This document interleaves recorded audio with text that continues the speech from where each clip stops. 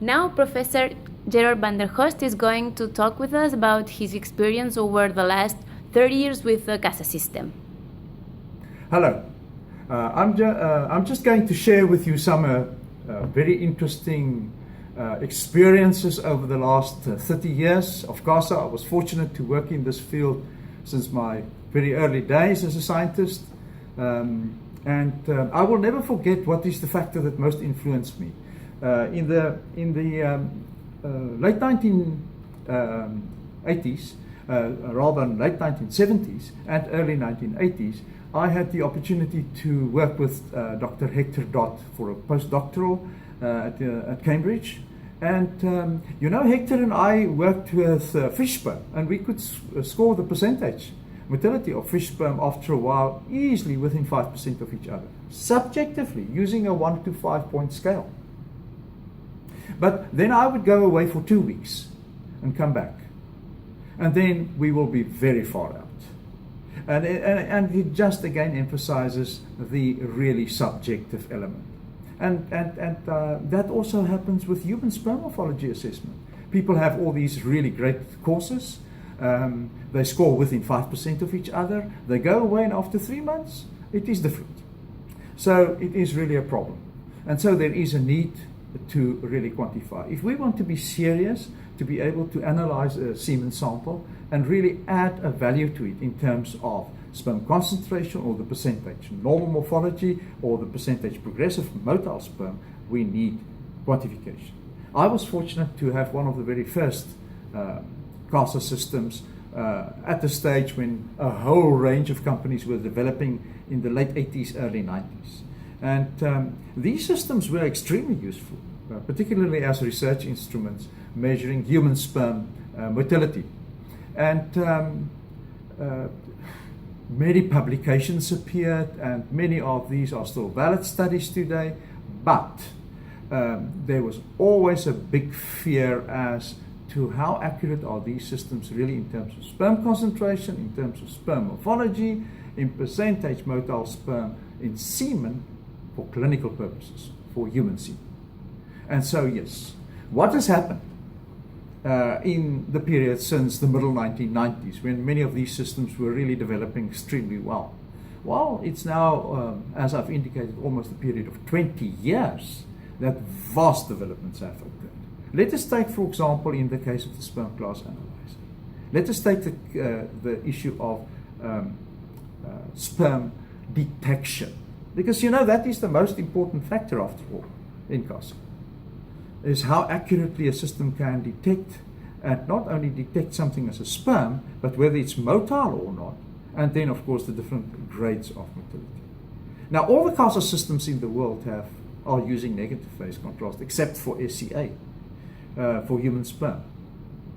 Here we use positive phase contrast, and the advantage is, and this is to my mind, one of the greatest breakthroughs in CASA in the last 15 years, that you can actually follow human sperm, accurately detect them, because they are appearing as white objects, while the background, particularly the prostatic secretions, are now black granules, and so they will not be detected. What happens if the sample is really filthy in the background? This has been a huge development in the last 15 years in terms of CASA, and streamlining it and making it clinically more adequate and viable, is the built-in filters that would detect whether a sperm cell has a tail. If the sample is very mucky, is very dirty, then, for example, we can, of course, use advanced analysis features where the background is made black and we only see the sperm as snow white particles against the pitch black background. If that doesn't work, yes, there is still an outcome, and that is to use it in the fluorescent mode, and in many instances this can be done, and you can work perfectly with this even if the medium, even if the seminal plasma is really dirty and really contain a lot of background noise. Because for image analysis, you actually want quite a clean background, ideally. So these facets are really, really crucial. What were further new developments in the last 10, 15 years. Now, traditional CASA systems have really kept on just measuring sperm concentration, sperm motility, sperm morphology. But what is new? Well, Microptic added a new dimension by introducing the sperm blue stain, and the advantage of this is that it produces a very, very clean background, and so much better thresholding and analysis of spermatozoa can be done. And they have also determined the cutoff points for normal very, very well. And what is great about this is you can select whether you want to use both either WHO or so-called Tigerberg strict criteria. So that is a nice addition. What is further additions? That there are other modules which the other most of the other systems don't have. And that is, for example, it has modules on fragmentation, it has modules on vitality, and this can now also be done totally objectively, with no human, I am wondering whether this is correct. And we must agree that by trying to quantify all these things better, as I've indicated, these are the developments of the last 15, 20 years, the sperm concentration, sperm motility, sperm detection, and adding these new modules have made a really huge difference. The one facet that I need to add here is we must be careful just to use these parameters as predictors of fertility. It may not necessarily be. And so what is the best to do is to do sperm functional tests. And these are now all incorporated in a sperm class analyzer. And I want just to allude to two of these. And the one is, of course, the very important feature that you directly now can measure sperm cervical mucus penetration. That is the first big barrier sperm need to cross. They need to cross that barrier, and we have the cutoff points for CASA in terms of kinematic parameters for telling us whether it will be successful to penetrate the cervical mucus. That is a really useful addition, and it can be done in the seminal plasma because a male sperm is now challenged by his own seminal plasma, which has approximately the same viscosity as that of cervical mucus. And as you know, it's difficult to obtain consistent good cervical mucus, and even artificial media produce problems. So that is a useful adjunct. But even more is the adjunct of the test of hyperactivation. And if you perform then hyperactivation, usually with a stimulant such as caffeine or pentoxifillin or even lignocaine or procaine hydrochloride, you challenge the sperm, you force the sperm to undergo hyperactivation. And if a sperm doesn't have all these necessary receptors, it will of course not undergo hyperactivation. So these are very useful additional tests to measure hyperactivation, to tell us about the functionality of spermatozoa. This is of more value to my mind than many of the routine parameters that we are measuring.